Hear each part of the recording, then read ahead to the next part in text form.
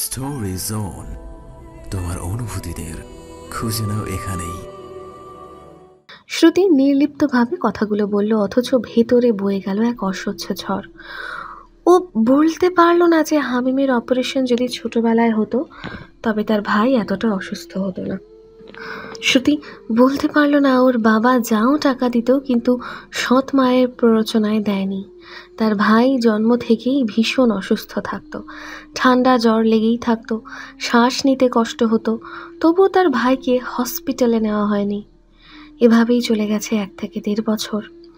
এরপর আর সহ্য করতে না পেরে 16 বছর বয়সী বিভা নিজেই নিজের ভাইকে নিয়ে ছুটেছিল হসপিটালে দাদির সাহায্যে। এই কথাগুলো শ্রুতি কাউকে বলতে পারে না। ছোটবেলায় তার এত খারাপ লাগতো না, হয়তো বুঝতো না তাই, তবে এখন তার খুব খারাপ লাগে, অসহ্য যন্ত্রণা হয়। আচ্ছা, তার আম্মু যদি বেঁচে থাকতো তাহলেও কি এসব হতো? অন্যদিকে রুমা শ্রুতির কথা শুনে কেমন যেন থম মেরে গেল। হিয়াও মুখটা ছোট করে ফেলল। অসুস্থতা দেখতে তার একদম ভালো লাগে না, সে সব দুঃখ কষ্ট মানতেই পারে না। হয়তো বাবা মায়ের আদরের মেয়ে, বড় ভাইয়ের আদরের বোন, তাই। হিমেল শুধু শান্ত কণ্ঠে বলল, আমার মনে হয় অপারেশন যত তাড়াতাড়ি করানো যায় ততই ভালো। জি ভাইয়া। তানহা শ্রুতির মাথায় হাত বুলিয়ে বলল, বেশি চিন্তা করো না মা, রোগ আল্লাহ দেয়, আল্লাহই সারায়। পার্থিব, নিয়াজ, আসাদ বারান্দায় বসে কিছু কাগজপত্রের হিসাব মিলাচ্ছিলেন। এর মাঝে শ্রুতির কথাও মাথায় ঢুকিয়ে নিয়েছে পার্থিব। আজকে খুব ভালোভাবেই শ্রুতিকে চেপে ধরবে বলে মনস্থির করল সে। স্বামী স্ত্রীর সম্পর্কের কিছু ধারা থাকে, থাকে কিছু সাধারণ বৈশিষ্ট্য। বিভা মাহাথিরের বেলায় তার কিছুই নেই। তাদের সম্পর্ককে যান্ত্রিক সম্পর্ক নাম দিলে তেমন ভুল হবে না। এই যে সকালে উঠে বিভা নাস্তা বানায়, মাহাথির খেয়ে চলে যায়, আবার কিছুদিন না খেয়েই চলে যায়, ফেরে রাত 9টা, 9:30টায়, কোনোদিন 10টাও বাজে। এর মধ্যে দুইজনের কথা নেই বললেই হয়। যদিও বা বিভা ফোন করে তখন যেন মাহাথিরের কণ্ঠে শুরু হয় বিরক্তিকর বর্ষণ। এত বিরক্তির মধ্যে দিয়ে বিভা কথা আগাতে পারে না, রেখে দেয়। তাও যখন ভীষণ মনে পড়ে মানুষটাকে তখন আবার ফোন দেয়। এরপর তো রাতে বাড়ি ফিরে খেয়ে ঘুমিয়ে পড়ে। এটাকে সম্পর্ক বলে? বিভা নাস্তা টেবিলে সাজাচ্ছে আর ভাবছে। ঘড়ির দিকে তাকিয়ে দেখলো এখন গিয়ে ডাকা উচিত, নয়তো দেরি হয়ে যায়।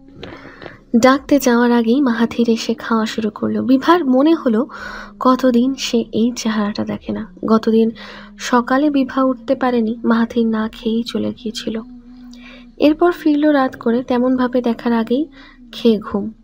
যদিও বিভা রাত্রিবেলা লাইট চালিয়ে প্রায় তাকিয়ে থাকে, তবুও জাগ্রত মানুষের চেহারা দেখায় তৃপ্তিই আলাদা। ভাবনার মাঝেই খাবার শেষ করে উঠে গেল মাহাথির। বিভা ভাবলো মানুষটার সব কাজই কেমন ঝটপট ভাব। মাহাথির জুতো পড়ছে, দরজার ছিটকিনি খুলবে এমন সময় বিভা তড়িঘড়ি করে বলে উঠল, মাহাথির শুনুন। মাহাথির ফিরল। বিভা দ্রুত গিয়ে বিড়বিড়িয়ে কিছু পরে মাহাথিরের মাথায় ফু দিয়ে বলল, হয়ে গেছে, এবার যেতে পারেন। মাহাথির হয়তো বুঝলো ব্যাপারটা, ওর কাছে ব্যাপারটা নিছকই মনে হলো নাটক, রেগে চলে গেল। বিভা শ্বাস ছাড়ল। তার সব কাজেই রাগ করে। কেন করে? সে আয়াতুল কুরসি পড়ে ফু দিয়ে দিল, এতে রাগের কি হলো? বিভার মনে আছে তার আম্মু সব সময় আমিন শিকদারকে বেরোনোর সময় এইভাবে ফু দিয়ে দিত। সে যথেষ্ট বড় ছিল, তার মানসপটে কিছু সুন্দর স্মৃতি এখনও রয়ে গেছে। তখন থেকেই ব্যাপারটা বেশ ভালো লাগতো তার, মনে হতো সেও একদিন দেবে, তবে ব্যাপারটা ভুলেই বসেছিল সে। মনে পড়ল সেদিন মাহাথিরের হাতে ব্যান্ডেজ দেখে। বিভার মনে হলো সে আয়াতুল কুরসি পড়ে দিলে হয়তো মাহাথির সুস্থ থাকবে সব ছোট বড় বিপদ থেকে। সেই বিশ্বাসেই এই কাজ, এখানে রাগের কি আছে ভেবেই বিভার ভ্রু কুঁচকে গেল। মাহাথির অফিসে ঢুকলো ভীষণ রাগ নিয়ে। ঢুকেই নিজের চেয়ারে শব্দ করে বসলো। মাহাথিরকে দেখে এগিয়ে আসলো আনাস। কিরে, তোর মুড কি সব সময় অফ থাকে? কি জন্যে অফ? ভাবি ঝগড়া করেছে? সেই অধিকার আমি ওকে দেইনি। ইনফ্যাক্ট ঝগড়াও ভালো ছিল, বাট রীতিমতো ন্যাকামো শুরু করে দিয়েছে। বুঝিয়ে বল। আরে আজকে বের হতে গেছি, অমনি ডেকে বিড়বিড় করে ছুড়াফু দিয়ে দিল। এসবকে নাটক ছাড়া কি ভাবতে পারি? এসবকে নাটক ছাড়া কিছু ভাবতে পারছি না আমি। তার উপর কেন দিয়েছে জানিস? ওই দিন অ্যাক্সিডেন্ট করছি না, সেই জন্যই হবে। কারণ ওই দিন বাসা যাওয়ার পর এমনভাবে প্রশ্ন করতে লাগলো যেন আমি মরে। তোর খুশি হওয়া উচিত, এখানে রাগের কিছু তো দেখছি না। তোকে ভালোবাসে তাই চিন্তা করে। এটাই, আমাকে ভালো কেন বাসবে? ভালোবাসা জন্মানোর কিছুই করিনি, ভালো করে কথা পর্যন্ত বলি না, তাও কিভাবে ভালোবাসা জন্ম নেবে? এটাকে নাটক ছাড়া কিছুই ভাবতে পারি না আমি। ভালোবাসার জন্য কিছুই লাগে না মাহাথির, হয়ে যায়। আর তার চেয়েও বড় কথা, এইভাবে দেখে শুনে ছেলেরা ভালোবাসে, কিন্তু একটা মেয়ে একটা খারাপ ছেলেকেও ভালোবাসতে পারে। এই অসীম ভালোবাসার ক্ষমতা নিয়ে একমাত্র মেয়েরাই জন্মায়। থামবি তুই? না, এতদিন তোর সমস্যাটা বুঝতে পারছিলাম না, তাই জানার জন্য তোর সাথে বেশি সময় কাটিয়েছি অফিস ছুটির পরেও। তুই বলেওছিস তোর সমস্যা বিভা কালো, বাট ট্রাস্ট মি, আমার মনে হয় না এইটা তোর মেইন সমস্যা। তুই জোর করে সমস্যা বানাচ্ছিস, জাস্ট বিভাকে না মানার অজুহাত খুঁজছিস।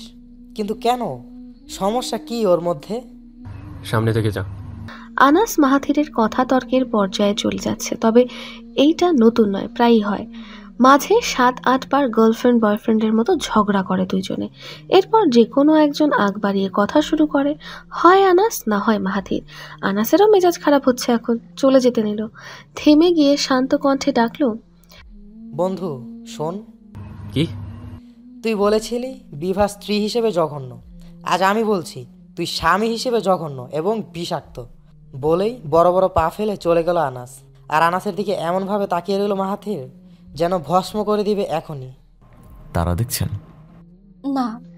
তাহলে কি দেখছেন? ঘুমিয়ে পড়ুন তো যান। আপনার কথা আমি কেন শুনবো?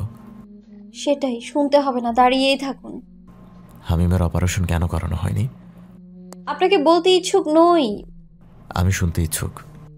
তাহলে যান, গিয়ে প্রাণ প্রিয় শ্বশুরের কাছ থেকে শুনে আসুন। বলেই আকাশের দিক থেকে মুখ ফিরিয়ে ঘুরতে নিল।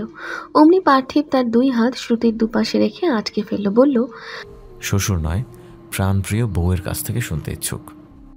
হাত সরান, যাব। আমাকে বলুন শ্রুতি, হামিমের অপারেশন কেন হয়নি? ওর যা সমস্যা তাতে এসব ক্ষেত্রে ছোটবেলাতেই অপারেশন হওয়া বেস্ট। শ্রুতি মুখ নিচু করে নিল, বলবে না মানে না। পার্থিব শ্রুতির বাহুতে হাত রেখে ফিরালো নিজের দিকে, 2 হাত ধরে আবদার করলো, আপনি কেন আমাকে মেনে নিচ্ছেন না কিংবা আমার সাথে স্বাভাবিক হচ্ছেন না সেটা আমি জানি না, তবে আপনার কাছে একটা রিকোয়েস্ট করব, প্লিজ একবার আমাকে মন থেকে মানার চেষ্টা করুন, দেখবেন আপনি পারবেন, প্লিজ। শ্রুতি হাত ছাড়িয়ে নিতে চাইল, পারল না। পার্থিব আরও শক্ত করে ধরল। শ্রুতি, একবার আমার সাথে সহজ হওয়ার চেষ্টা করুন না, দেখবেন আপনি ঠিক পারবেন, একটু চেষ্টা করে দেখুনই না। আপনার তো মনে হতেও পারে যে না, পার্থিব ছেলেটা এতটাও খারাপ না, ওর সাথে থাকাই যায়, অনেকটুকু করতে হবে না, একটু চেষ্টা করুন না প্লিজ। শ্রুতি জড়বস্তুর মতো চুপ করে রইল, চোখ পানিতে ভরপুর, যে কোনো সময় টুপ করে পড়ে যাবে। শ্রুতির নিজের এই স্বভাবটা ভীষণ অপছন্দ। অল্পতে চোখে পানি কেন আসে? আর এই লোকের সামনে এই ঘটনা বেশি ঘটে, ফালতু লোক, এর সামনেই কেন নিজেকে এত দুর্বল লাগে? শ্রুতিকে শান্তভাবে দাঁড়িয়ে থাকতে দেখে পার্থিব 2 হাতে গাল ধরে উঁচু করল মুখ। অমনি 2 চোখ থেকে বড় বড় 2 ফোঁটা জল গড়িয়ে পড়ল। সযত্নে মুছে দিল সেই পানি নিজ হাতে, আদর মাখা কণ্ঠে বলল, আমাদের সম্পর্কে শুধু বন্ধুত্ব দিয়ে হোক, প্রথমে বন্ধু হই, এরপর না হয় আপনি মেহমান বউ থেকে আপন বউয়ে রূপান্তরিত হবেন। শ্রুতির বাসর রাতের কথা মনে পড়ল। এরপর সে হালকাভাবে মাথা নেড়ে সায় দিল। পার্থিবের ঠোঁটে ফুটে উঠল হাসি, তার হাসিতে প্রকাশ পেল সে এতটা আশা করেনি। শ্রুতির সম্মতি যেন অনাকাঙ্ক্ষিত ছিল, তবে সে সফল, বরফ গলাতে সে সফল ভেবেই শ্রুতির 2 হাতের আঁচলাতে মুখ ডুবিয়ে দিল। শ্রুতি ভারী চমকে উঠল, ভ্রু কুঁচকে তাকিয়ে রইল সামনে থাকা পাগল ছাড় দিকে। পেরিয়ে গেছে 2.5 মাস, দেখতে দেখতে কিভাবে যেন পার হয়ে গেল। অবশ্য মানুষের জীবনের প্রতিটি দিন হয়তো বিশেষত্ব বহন করে না, তাই সময় কই দিয়ে চলে যায় টের পাওয়া যায় না। পার্থিব বসে আছে অফিসে, চেহারায় নির্লিপ্ত ভাব। একটু আগেই অফিসের অফ টাইমে তার বাবা তাকে আদেশ করেছেন শ্রুতির কী সমস্যা তা খুঁজে বের করার জন্য। আসাদ সাহেবের মতে শ্রুতির নিশ্চয়ই তার বাড়িতে কোনো অসুবিধা হচ্ছে, আর অসুবিধা যদি নাই হয় তাহলে কি অন্য কোনো সমস্যা হচ্ছে কিনা তা জানার দায়ভার দিয়েছে পার্থিবের কাঁধে। পার্থিব তার বাবাকে তেমন কিছুই বলেনি, অবশ্য বলবেই বাকি। শ্রুতি তো আগের থেকে যথেষ্ট ফ্রি হয়েছে তার সাথে, তার পরিবারের সাথে। তারা এখন নিয়ম করে গল্প করছে। ওই দিনের পর থেকে শ্রুতি তেমন কোনো কঠিন ব্যবহার পার্থিবকে দেয়নি, বরং তারা আসলেই একে অপরের খুব ভালো বন্ধু হচ্ছে। তাদের গল্পের নিয়ম, একদিন শ্রুতি গল্প করে, একদিন পার্থিব। গল্প থাকে সাধারণ বিষয় নিয়ে। পার্থিব এখনও শ্রুতিকে তার কিংবা তার পরিবারের ব্যক্তিগত বিষয় নিয়ে কোনো প্রশ্ন জিজ্ঞেস করেনি। পার্থিবের বিশ্বাস শ্রুতি নিজে থেকেই তাকে জানাবে। আগের চেয়ে ভালো ব্যবহার করছে, তার সাথে থাকার চেষ্টা করছে, এতটাই যথেষ্ট নয় কি? বিকেল 5:20। পার্থিব একটা স্টেশনারির দোকানে ঢুকলো, উদ্দেশ্য অ্যাক্রিলিক রং কেনা। সময় যখন ভালো যায় তখন হয়তো সব দিক দিয়েই ভালো যায়। হামিম এখন তার সাথে কথা বলে, যথেষ্ট সুন্দরভাবে কথা বলে। এই তো আজ সকালে পার্থিব যখন অফিসের জন্য বের হচ্ছিল, হামিম তখনই হুইল চেয়ার ঘুরিয়ে পার্থিবের সামনে থামলো। ঠান্ডা কণ্ঠে শুধু বলল, রং করতে ভালো লাগে, রং নেই, নিয়ে এসো। পার্থিব তখন হেসে দিয়ে 8.5 বছরের বাচ্চাটার চুলগুলো এলোমেলো করে দিল। আজ বিভা রান্না করেছে মুরগি ভুনা আর পাতলা ডাল। এর চেয়ে বেশি তাকে দিয়ে সম্ভব হচ্ছে না। মাত্র 2 পদের তরকারি রান্না করে তার অবস্থা খারাপ। এত গরম লাগছে যা বলার বাহিরে। শ্যামলা মুখ আগুনের তাপে লালাভ আঁচে ছেয়ে আছে। কামিজের ভেতর দিয়ে গলা বেয়ে কপাল বেয়ে যে টপটপ পানি পড়ছে তা বিভা অনুভব করতে পারছে। আচ্ছা, এত গরম কেন লাগছে? এর আগে তো লাগেনি। মানুষ তার অবচেতন মনে অনেক কিছুই ভেবে ফেলে। বিভা ভাবলো এখনই ঘরে গিয়ে এসি ছেড়ে বসে যাবে। ঘরে ঢুকেই রিমোট খুঁজতে গিয়ে ন্যানো সেকেন্ডের মাঝে এসে বুঝতে পারলো এইটা আগের বাড়ি নয়, তারই বাড়ি, তবে নতুন বাড়ি। বিভা নিজের কাজের মনে মনে কিছুটা লজ্জা পেল। সে কি উচ্চাকাঙ্ক্ষী হয়ে যাচ্ছে? গরম লেগেছে, ফ্যানের নিচে বসলে ঠান্ডাও লাগবে, এসির প্রয়োজনটা কি? ভেবেই বিভা চোখ ঘোরাতেই দেখলো তার জামা কাপড় নিচে পড়া। আমারও এই নিয়ে 3-4 দিন হবে। প্রথম 3 দিন মাহাথির বাসায় ছিল না, আজ আছে। তার সামনেই এক পায়ের উপর আর এক পা রেখে বিছানায় আধশোয়া হয়ে ফোন টিপছে। বিভা জানে কাপড় মাহাথিরই ফেলায়, তবুও আজ প্রশ্ন করলো। মাহাথির? উত্তর এলো না। বিভা ফের প্রশ্ন ছুড়ল, মাহাথির? মাহাতিরও আমার নাম, মাহাবও আমার নাম। তুমি মাহাতির বলেই কেন ডাকো? মা বলতে সমস্যা কি? তোমাকে বলছি না তোমার মুখে মাহাতির ডাক শুনতে আমার ভালো লাগে না? একরাশ বিরক্তি নিয়ে উত্তর দিল মাহাথির। কথাগুলো হয়তো বিভার কানে ঢুকলো না, কেবল শান্ত গলায় জিজ্ঞেস করলো, কাপড়গুলো নিচে পড়া কেন? এর আগেও দেখেছি। বাড়ি আমার, ওয়ারড্রপ আমার, তাই জামা কাপড় কার থাকবে সেটা আমি ডিসাইড করব। বিভা জামা কাপড়গুলোর দিকে তাকিয়ে মুখটা ছোট করে ফেলল। জামা কাপড়গুলোর মাঝে তার মায়ের শাড়ি স্পষ্ট দৃশ্যমান। শখ করে তার মায়ের একটা শাড়ি নিয়ে এসেছিল, কিন্তু এইভাবে পরে থাকতে দেখে ভীষণ মন খারাপ হলো। ছোট একটা বিষয়, অথচ বিভার মনে হলো এর চেয়ে দুঃখের কিছু হতে পারে না। সে টুকটুক করে জামা কাপড়গুলো তুলে রুম থেকে বেরিয়ে গেল। মাহাথির একবার তাকালো। মেয়েটা কি খুব বেশি দুঃখ পেয়েছে? মুখটা কেমন ছোট করে নিল। অবশ্য সেই বাকি করবে, প্রয়োজনীয় একটা জিনিস পাচ্ছিল না, তাই তার রাগ জামা কাপড়ের উপর উঠিয়েছে। পরে দেখা গেল সে যে জিনিসটা খুঁজছিল তা তার চোখের সামনেই ছিল।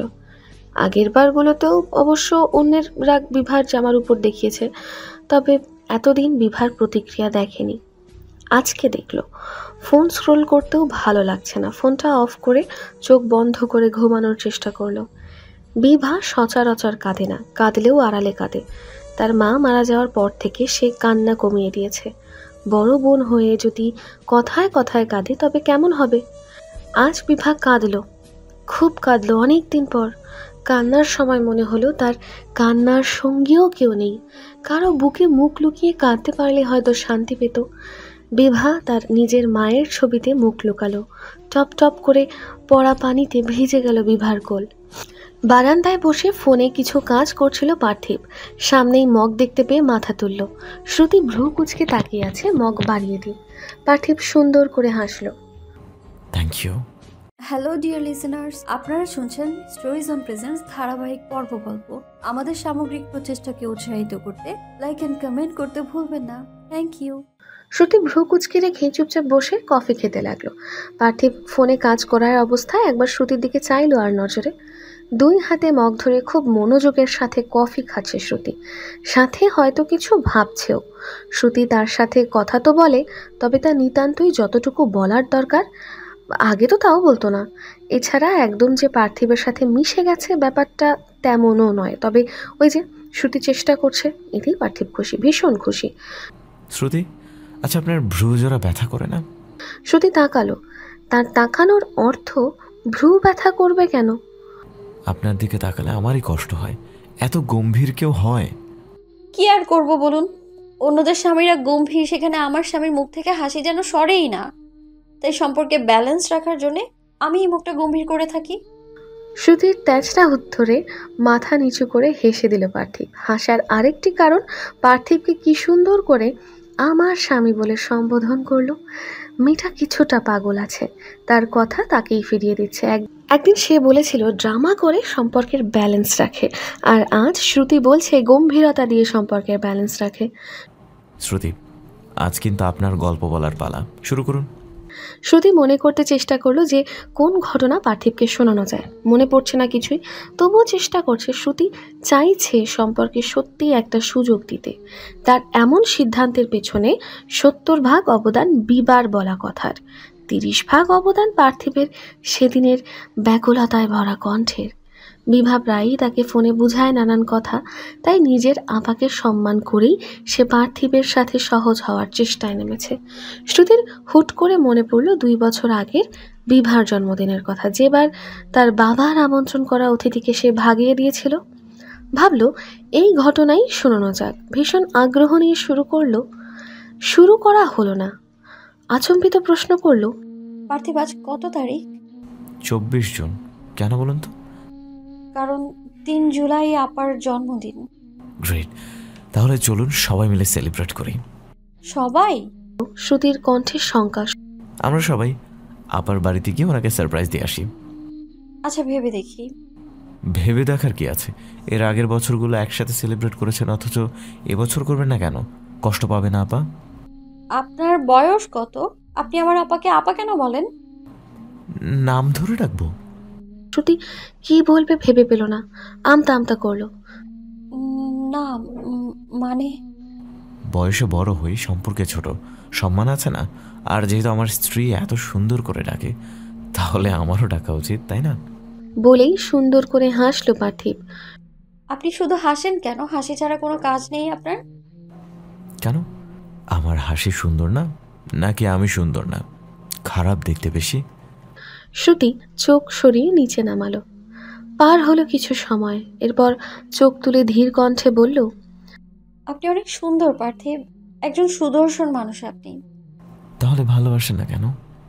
একবার বলেছি না, ভালোবাসতে সৌন্দর্যের প্রয়োজন হয় না? মাথা নিচু রেখেই শুধু এক পলক তাকিয়ে বলল শ্রুতি। পার্থিবও ঘাড় উঁচু করে শ্রুতির মুখ দেখার চেষ্টা করলো। তাহলে আমার বেলায় সেটা কেন মানেন না? আমি যে বলি আমি আপনাকে পছন্দ করি, ভালোবাসি, সেটা কেন মানেন না? বারবার নিজের দোষ কেন খুঁজে বেড়ান? শ্রুতি উত্তর খুঁজছে, পাচ্ছে না। কি বলবে এখন, কি বলা উচিত? শ্রুতির মনে হলো সে নিজে একটা মাছ, আর পার্থিবের কথা একটা জাল মাছকে আটকানোর চেষ্টা করছে, হয়তো আটকে গেছেও। তাহলে আমরা আপার বাড়িতে যাচ্ছি, সেই কথাই ফাইনাল? বলেই চলে গেল। পার্থিব কিছুটা ভ্রু উঁচিয়ে দেখতে লাগলো তার বোকা বউয়ের কৃত্রিম ব্যস্ততা। পার হলো আরও কিছুদিন। আজ 1 জুলাই, সন্ধ্যা 7টা। পার্থিব আজ আগেই বাসায় ফিরেছে, কাজ সেরে ফিরেছে বিকেলের দিকে। সারা বিকেল সবার সাথে কথা বলে এখন বসে আছে হামিমের ঘরে। উদ্দেশ্য ছিল বাচ্চাটার সাথে সময় কাটানো, তবে হামিম এখন গভীর ঘুমে মগ্ন। আজ সকাল থেকেই শ্রুতিকে বেশ উৎফুল্ল দেখাচ্ছে, অন্য দিনের তুলনায় খোশ মেজাজে ঘুরছে। এর কারণ অবশ্য পার্থিব ধারণা করতে পারছে 3 তারিখ তারা বিভার বাড়িতে যাবে, সেই কারণেই এত খুশি। ঘরে শ্রুতিকে ঢুকতে দেখা গেল। ঢুকেই বেশ আগ্রহ নিয়ে বলল, তবে শান্তভাবে, পার্থিব শুনুন, আমার মনে হয় যে মাহাথির ভাইয়ার সাথে আমার কথা বলা উচিত। হয়তো উনি জানেন না যে আপার জন্মদিন, পরে উনি লজ্জা পাবে না বলুন? উনিও কিছু প্ল্যান করতে পারবে না হয়। বলা উচিত। এখন বলবেন? হ্যাঁ, এখনই বলি। নাম্বার দিন। শ্রুতি নাম্বার নিল না। পার্থিবের ফোনেই ফোন দিল, রিং হচ্ছে। হ্যালো, আসসালামু আলাইকুম, মাহাথির ভাইয়া। হঠাৎ করে ফোন দিয়ে এইভাবে বলায় মাহাথির বেশ অবাক হলো। এইভাবে ডাকার তার চেনা পরিচিত কেউ নেই। কেউ কি ফালতু মজা করছে? এমনিতেই তার মেজাজ আজ অতিরিক্ত খারাপ। অতিরিক্তর থেকে বেশি বোঝাতে কোনো শব্দ থাকলে সেই শব্দ সমান খারাপ। সে অল্পতেই রেগে যায়। এর উপর আজ কাজে ভুলের কারণে তার বস তাকে ঝেড়েছে, তার উপর এই ফোন যেন আগুনে ঘি ঢালার কাজ করলো। কান থেকে ফোন নামিয়ে আবার দেখলো না, সেভ করা কোনো নাম্বার নয়। হ্যালো, কে বলছেন? আমি শ্রুতি বলছি। শ্রুতি? নামটাও মাহাথিরের মস্তিষ্ক তেমনভাবে চেনে না। শ্রুতি। আচমকা মনে পড়ে গেল পাঞ্জাবি ছেঁড়ার ঘটনা, বিভার বোন শ্রুতি। কিন্তু তাকে কেন ফোন দিয়েছে এই অসময়ে ভেবেই প্রশ্ন করল। হ্যাঁ বলো, কোনো দরকার? আপনি কি ব্যস্ত? আসলে 3 তারিখ আপার জন্মদিন। ও আচ্ছা। আপনি কি জানতেন এ ব্যাপারে? না, জানতাম না। ওহ, এটা জানাতেই ফোন করলাম। আসলে ওই দিন আমরা আসছি। আচ্ছা। এতক্ষণ ধরে মনের মধ্যে উকি দেওয়া প্রশ্নটা করেই ফেলল শ্রুতি। আপনি কি বিরক্ত হলেন? হ্যাঁ হয়েছি। কাজের সময় ফোন দিলে বিরক্ত হওয়াই বোঝাই উচিত। শ্রুতির মাথায় ধপ করে আগুন জ্বলে উঠলেও নিভিয়ে শান্ত কণ্ঠে বলল, আসলে আপার জন্মদিন জানানোর জন্যই ফোন করা, নয়তো বিরক্ত করতাম না। ভাবলাম জানালে হয়তো আপনি আপাকে কোনো গিফট দিতে পারবেন, আর আপাও খুশি হবে। বিভা কিংবা বিভা জড়িত কিছুই মাহাথিরকে কোনো প্রভাবিত করে না। আর এই মেয়ে কিনা ফোন দিয়েছে বিভার জন্মদিন জানাতে। যেখানে বিভা কষ্ট পেলে মাহাথিরের মাঝে পৈশাচিক আনন্দ হয়, সেখানে সে করবে বিভাকে খুশি? হাস্যকর। মাহাথির রাগের মাথায় কখনো চিন্তা করেনি অপর ব্যক্তিটি কি ভাবলো না ভাবলো। সব সময় তার যা মনে হয় তাই করে। এখন তার মনে হলো এই শ্রুতি মেয়েটাকে কষ্ট দেওয়া দরকার। গম্ভীর কণ্ঠে শুধুমাত্র বলল, শ্রুতি, তুমি হয়তো জানো না যে আমি বিবাহকে তেমন পছন্দ করি না। বিয়ে হয়েছে তাই বউ, জাস্ট এতটুকুই আমাদের সম্পর্ক। হয়তো বিবাহ তোমাকে এই ব্যাপারে কিছু জানায়নি, তাই আমি জানালাম। ও কিংবা ও জড়িত কিছুই আমার উপর ইফেক্ট করে না, তাই ওর জন্মদিন জানলেও যা। তবে এত কষ্ট করে ফোন দিয়েছো জন্য থ্যাংক ইউ। বাসায় এসো, দেখা হবে। শ্রুতির মনে হলো তার খুশির বাগানের গাছগুলো হঠাৎ করে মরে গেল। গাছের পাতাগুলো ঝরে গেল, তার খুশির বাগান হয়ে গেল একদম নিষ্প্রাণ। সে যে কিছু বলবে তার শক্তিটুকু খুঁজে পেল না। কান থেকে ফোন নামিয়ে লাল রঙের চিহ্নে স্পর্শ করে বিচ্ছিন্ন করে দিল তারাবিহীন যোগাযোগ। বিভা যেমন অল্পতে কাঁদে না, শ্রুতির তেমন ছোট ছোট ব্যাপারে চোখ ভরে ওঠে। আর এখানে তো বড় একটা ব্যাপার। শ্রুতি মাথা নিচু করে ফোন এগিয়ে দিল পার্থিবের দিকে। ঘর থেকে বের হতে নিলে পার্থিবের গম্ভীর কণ্ঠের ডাক শুনল। শ্রুতি। শ্রুতির পেছন ঘুরতেই ইচ্ছে হলো না, ভীষণ লজ্জা লাগছে। এতক্ষণ যাবৎ সব কথা শুনেছে পার্থিব। ফোন ছিল লাউড স্পিকারে। শ্রুতির মনে হলো তার আপা পার্থিবের সামনে অনেক ছোট হয়ে গেল। চোখ ভরা পানি নিয়ে একবার তাকালো পার্থিবের দিকে। পার্থিবের গম্ভীর মুখের দিকে তাকিয়ে বলল, পার্থিব, আজ গল্প করতে ইচ্ছে করছে না, ঘুম পাচ্ছে, একটু ঘুমাই প্লিজ। পার্থিব এগিয়ে গিয়ে শ্রুতির মাথায় হাত রাখলো। বলার মতো কিছু পেল না, সে নিজেই কিছু বুঝতে পারল না। সব সময় বলার প্রয়োজন হয় না। পার্থিবের কিছু না বলা ছাড়াও শুধু মাথায় হাত রাখাতে শ্রুতির মনে হলো এর চেয়ে ভরসার কিছু হতে পারে না। তার যদি ভরসার জায়গা থাকে, তার আপার কেন নেই? পার্থিব শ্রুতির অশ্রু ভেজা চেহারা নিজের চোখে বন্দি করতে করতে ভাবল, লাইফ এত কমপ্লিকেটেড কেন? মাহাথিরের অফিসের একটা ভালো নিয়ম আছে যে আগে কাজ শেষ করবে চাইলেই সে ম্যানেজারকে কাজ বুঝিয়ে দিয়ে বাসায় চলে যেতে পারে, তবে সন্ধ্যা 6টা পর্যন্ত থাকা আবশ্যক। মাহাথির আনাস প্রায় আগে কাজ শেষ করে চলে যায়, তবে মাহাথির এখন ইচ্ছে করেই অতিরিক্ত সময় ধরে কাজ করে, আর আনাস করে কিছু কাজ জমা থাকার কারণে। অফিস বলতে গেলে প্রায় ফাঁকাই। মাহাথির শ্রুতির ফোন কেটে দেওয়ার পরেই দেখতে পেল আনাস নিজের টেবিল ছেড়ে উঠে আসছে। চেহারায় বিরক্তি বেশ ভালোভাবেই লক্ষ্য করা যাচ্ছে। কি সমস্যা? মাহাথির আনাসের প্রতিক্রিয়া দেখে প্রশ্ন করল, ফোনটা কার ছিল? বিভার ছোট বোনের। সিরিয়াসলি মাহাথির, তুই বিভার বোনকে এইসব বললি? হ্যাঁ তো? আমার জাস্ট তোকে কিছু বলার নেই। ভেবেছি খালাম্মাকে হয়তো বলেছিস, তাই আসিনি। ভেবেছি জানার দরকার ওনার গুণধর ছেলের কাহিনী। কিন্তু তুই খুবই নিচু মানসিকতার একটা কাজ করে ফেললি। তুই তো এমন না, তুই বদরাগী, মেজাজি, জেদি, কিন্তু খারাপ নস। তাহলে এইসবের মানে কি? আনাসের কণ্ঠে হতাশায় ঠাঁই পাচ্ছে না। তোর এতটা খারাপ লাগার কি হলো? খারাপ লাগছে কারণ তুই একটা জঘন্য কাজ করেছিস। কোনো জঘন্য কাজ করিনি। বিভার বোন আমাকে ফোন দিল কেন? জাস্ট এতটুকুই। ফোন দিবে না কেন তুই বল? তুই ওর বড় বোনের স্বামী, ফোন দিবে না?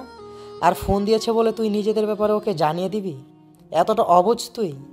মিনিমাম সেন্স নেই? কাপুরুষের মতো কাজ করলি তুই একটা। আনাস, ভালো লাগছে না।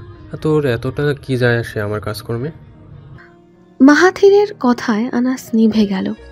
এতক্ষণ জোরে জোরে কথার কারণে ঘেমে গেছে, হাঁপাচ্ছে। নিজেকে থামিয়ে শান্ত কণ্ঠে বলল, আমার কিছু যায় আসে না মাহাথির, কিন্তু তোর যাবে আসবে। যখন নিজের ভুলগুলোকে বুঝতে পারবি সেদিন তোরই সবচেয়ে বেশি যাবে আসবে। আর আমার যায় আসে বলতে, আমার জীবনে কোনো বন্ধু কোনো কালেই ছিল না, তুই প্রথম এবং শেষ। তাই শুধু চেয়েছিলাম নিজের বন্ধুটা যাতে ভালো থাকে, নিজেকে নিয়ে যাতে আর ছন্ন ছাড়া না থাকে। কারণ আমি জানি সে যতই ওপরে ওপরে রাগ ঝাড়ুক, তার মন অনেক ভালো। কিন্তু আজ মনে হচ্ছে তোর মনটা জঘন্য, নয়তো এমন নিচু কাজ করতে পারতি না। আনাস নিজের টেবিলে ফিরেই নিমেষেই কাগজপত্র গুছিয়ে ফেলল। ব্যাগ নিয়ে বের হতে নেবে, তখনই মাহাথির ডাকলো, কোথায় যাচ্ছিস? জাহান্নামে। আমার তো একটা বউ আছে, সে আমার জন্য অপেক্ষা করছে। তার অপেক্ষা দীর্ঘ করাতে চাইছি না, তাই বাসায় যাচ্ছি। কোনো জঘন্য খারাপ মানুষের সাথে আপাতত সময় কাটানোর ইচ্ছে নেই। মাহাথির ভ্রু কুঁচকে আনাসের কথা শুনল। আনাসের থেকে চোখ সরিয়ে নিজের ফোনের দিকে তাকালো, যেখানে উঠে আছে তার অতি পরিচিত এক নম্বর, নিচে একটা সবুজ আর লাল চিহ্ন। মাহাথির ফোন কানে তুলল। মাহাথির বাইক চালাচ্ছে, তার মন ভীষণ খারাপ। সে নিজের উপর ভীষণ বিরক্ত অনুভব করছে। সে এমন কেন? তার কেন এত রাগ? কেন অন্যের পরিস্থিতি বুঝে সে রিয়্যাক্ট করে না? কেন নিজের দিকটাই শুধু বিবেচনা করে সে? কেনই বা এত রাগ হয় তার?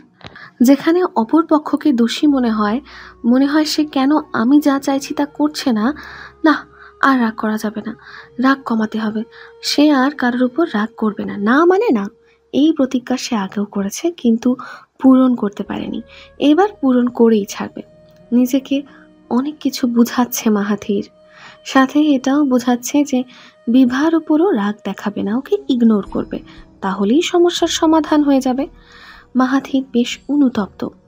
মাঝে মধ্যে আমরা এমন সব খারাপ কাজ করে ফেলি যা করার পর শুধরে নেওয়ার কোনো সুযোগ থাকে না। মাহাথিরের মনে হলো সেও এই ধরনের কাজ করেছে। আনাস যাওয়ার পর ভীষণ অস্বস্তি হচ্ছিল আনাসের কথা ভেবে। তখন মনে হলো সত্যি সে খুব নিচু একটা কাজ করেছে, এটা না করলেও হতো। কিন্তু এখন শুধরাবে কিভাবে? সাথে বন্ধুকেও কষ্ট দিল। তবে আনাসকে চেনে সে, কালই এসে বকবক শুরু করবে। তাদের তো কতই ঝগড়া এমন হয়। বাজারে এসে থামলো মাহাথির। বিভা তখন ফোনে বলেছে যে বাসায় কিছুই নেই, শাক সবজি মাছ নিয়ে যেতে। মাহাথির বাজারে ঢুকলো। শাক সবজি দরদাম করে মানিব্যাগ থেকে টাকা বের করে দিতে গিয়েও দিল না। শ্বাস ছেড়ে বলল, আজ সবজি নেব না, রেখে দেন। বলেই হাঁটা ধরে চলে গেল মাংসের দোকানে। শ্রুতি বলেছিল ওরা পরশু আসবে। আসলে বিভাই বা কী রান্না করে দেবে, সেই ভাবনা থেকেই কিছু ভালো মন্দ বাজার করলো। সে আরেকবার নিজেকে ধিক্কার জানালো। সে বিয়ে করে নাই খুশি থাকতে পারে, কিন্তু বিয়ে তো হয়েছে। সে খারাপ আছে বলে শ্রুতি ওর বোনের বাড়িতে আসবে না? তার নিজের ভাই বোন থাকলেও তো আসতো না। মাহাথির বাইকে উঠতে উঠতে নিজেকে বুঝালো এত বাজার সদাই হলো কেবল তার শ্রুতির প্রতি করা খারাপ ব্যবহারের সরি স্বরূপ। এরপর আর এই ব্যাপার নিয়ে ভাববে না সে। অতিরিক্ত ভেবে ফেলছে এই বিভা শ্রুতিকে নিয়ে। এছাড়া আরও ভাবলো কাল 2 তারিখে শ্রুতিকে ফোন করবে, বলবে যাতে নিজের বোনের বাড়িতে আসে। নিজেকেও বুঝালো সে শুধুমাত্র নিজের দায়িত্ব পালন করছে, বিভার প্রতি ভালো লাগা কিংবা ভালোবাসা কোনোটাই নেই। ইহজনমে হবেও না, শুধুমাত্র সংসার করবে স্বামী স্ত্রী হিসেবে, এই যা। সমাজ ওদের বেঁধে তো দিয়েছে, কিন্তু মন বাঁধতে পারেনি। দুটো মন নিজেদের মতো উড়ে বেড়াচ্ছে আকাশ জুড়ে। ইংরেজিতে জুলাই মাস চলছে, বাংলাতে কি মাস চলছে বিভা জানে না। হিসাব করলে বের হবে, করতে ইচ্ছে করছে না। বাহিরের জানালা দিয়ে কি সুন্দর ঠান্ডা বাতাস, অথচ দুপুরেই কত গরম ছিল, চামড়া পুড়ে যাওয়ার মতো গরম। আজ অনেকদিন পর ভার্সিটি গিয়েছিল বিভা। অনার্সের 4 বছরকে সে 5 বছরের নিয়মে এসেছে।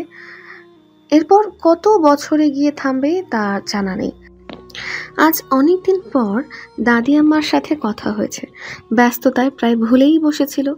মানুষটার হাঁটুর ব্যথা বেড়েছে, আগের মতো চলাচল করতে পারে না, রুমেই নাকি থাকে সারাদিন। সময় নিয়ে ডক্টরের কাছে নিয়ে যেতে হবে একদিন। তার ছেলে তো ফিরেও তাকাবে না তার মায়ের দিকে।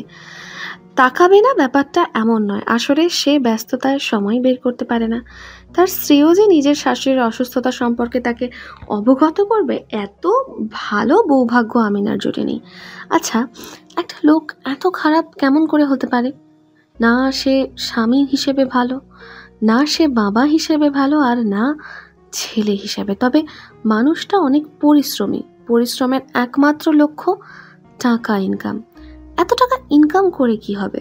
সে যখন অসহায় বোধ করবে তখন কি টাকা তাকে ভরসা দিতে পারবে? সে যখন একাকিত্ব অনুভব করবে তখন কি টাকা তাকে সঙ্গ দিতে পারবে? স্টোরি জোন, তোমার অনুভূতিদের খুঁজে নাও এখানেই।